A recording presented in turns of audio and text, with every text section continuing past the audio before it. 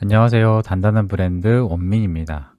여러분은 기업가 정신이라는 말을 들으면 어떤 사람이 떠오르시나요? 아마 많은 분들이 창업가나 사업가를 먼저 떠올릴 것입니다. 회사를 세운 사람, 스타트업의 대표, 큰 성공을 이룬 기업가 같은 인물 말입니다. 많은 사람들이 스티브 잡스나 페이스북의 마크 저커버거 같은 인물을 떠올리기도 합니다. 그래서 우리는 흔히 기업가 정신을 특별한 사람들만의 능력이라고 생각합니다.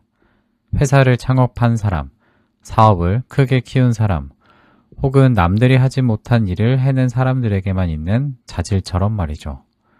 하지만 저는 오늘 조금 다른 질문을 던져보고 싶습니다.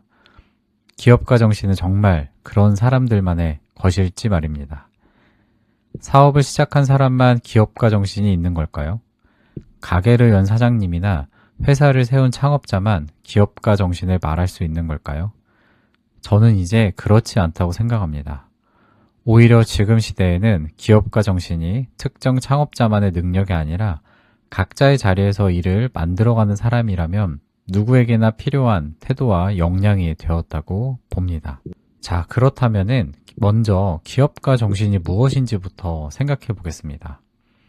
많은 사람들이 기업가 정신을 사업을 시작하는 능력 정도로 이해를 합니다.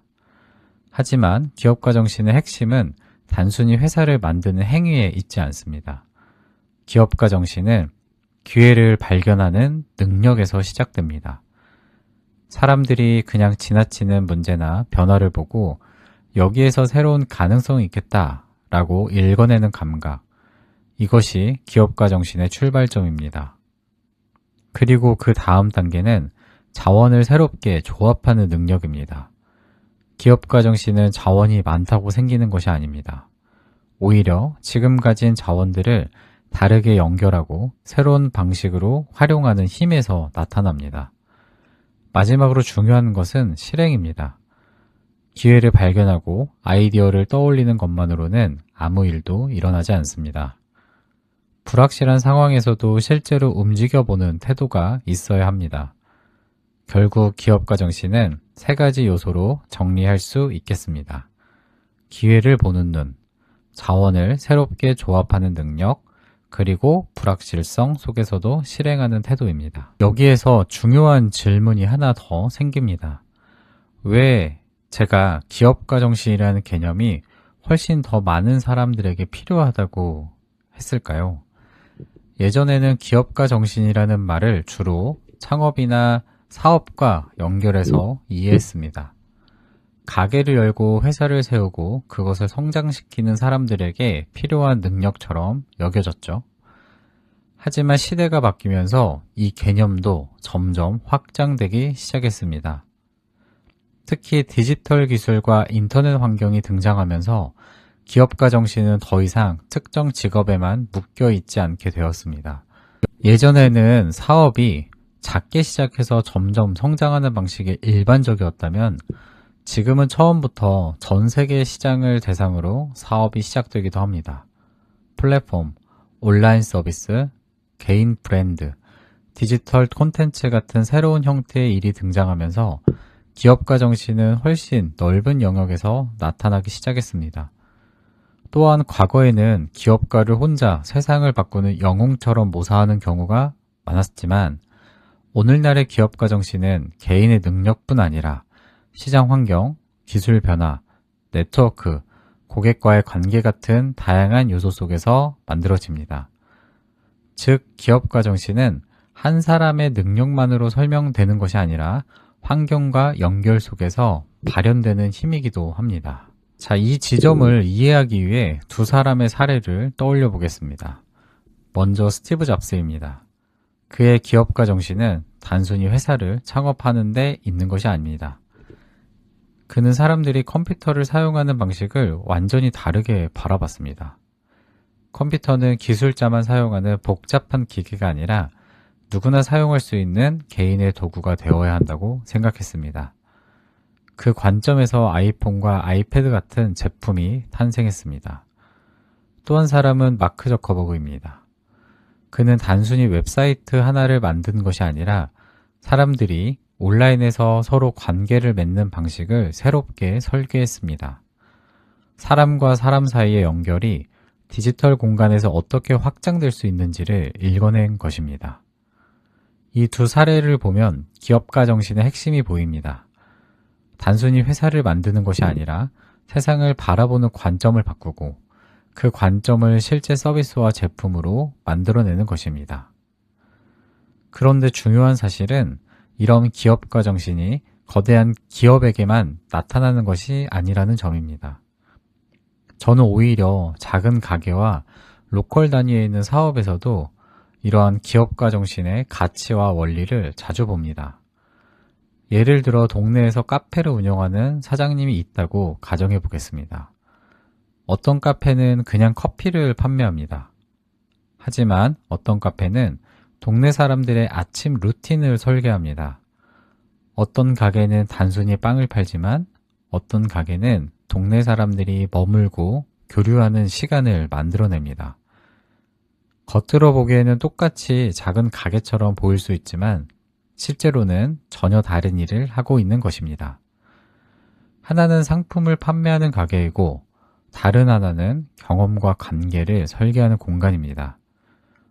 저는 이 차이에서 기업가 정신을 봅니다.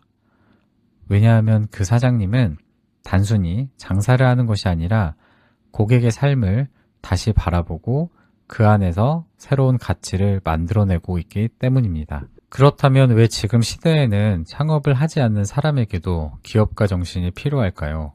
저는 그 이유를 세 가지로 설명하고 싶습니다. 첫째, 이제는 정해진 길을 잘 따라가는 것만으로는 충분하지 않은 시대가 되었기 때문입니다.